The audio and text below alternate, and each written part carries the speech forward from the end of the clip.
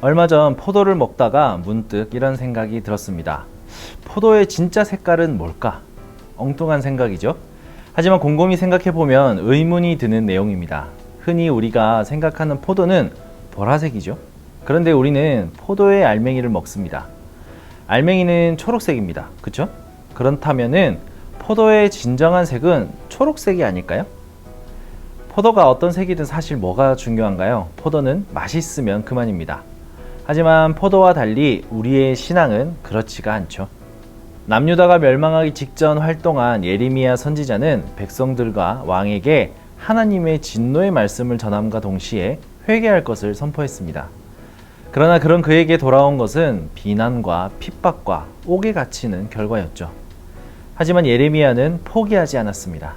하나님의 말씀을 전하면 전할수록 그는 괴로운 일을 마주했지만 오히려 그분의 말씀을 전하지 않는 것이 더 큰 고통이라고 고백을 하죠.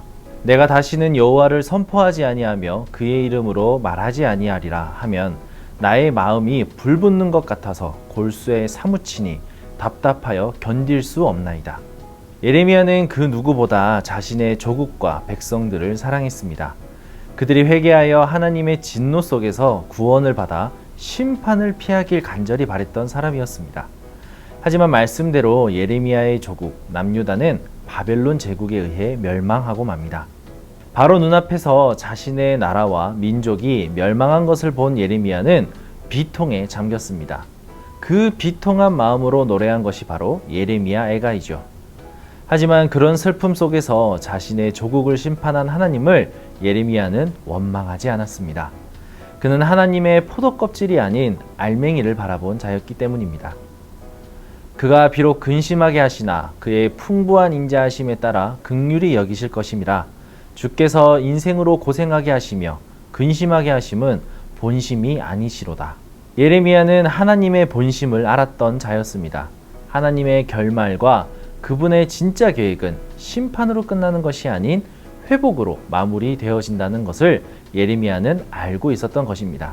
우리 또한 삶 속에서 때론 하나님을 원망할 정도의 절망과 실패를 마주할 때가 있습니다.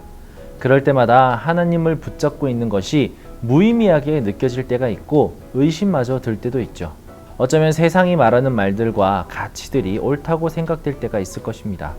하지만 여러분, 우리는 껍질이 아닌 알맹이를 보아야 합니다. 하나님의 본심을 보아야 합니다. 그분은 우리의 끝을 절망과 허무함과 실패로 끝내시는 분이 아니십니다. 하나님은 지금도 여전히 우리를 회복의 자리로 다시 일어설 수 있도록 우리에게 손을 내밀고 계십니다.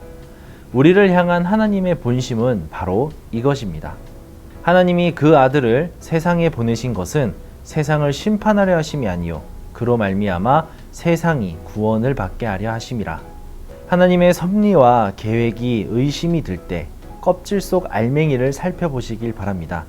말씀 안에 숨겨져 있는 하나님의 본심을 바라보시길 바랍니다. 겉이 아닌 본질을 바라볼 때 우리는 다시 일어나 앞으로 나갈 수 있는 영원한 위로와 힘을 얻게 될 것입니다.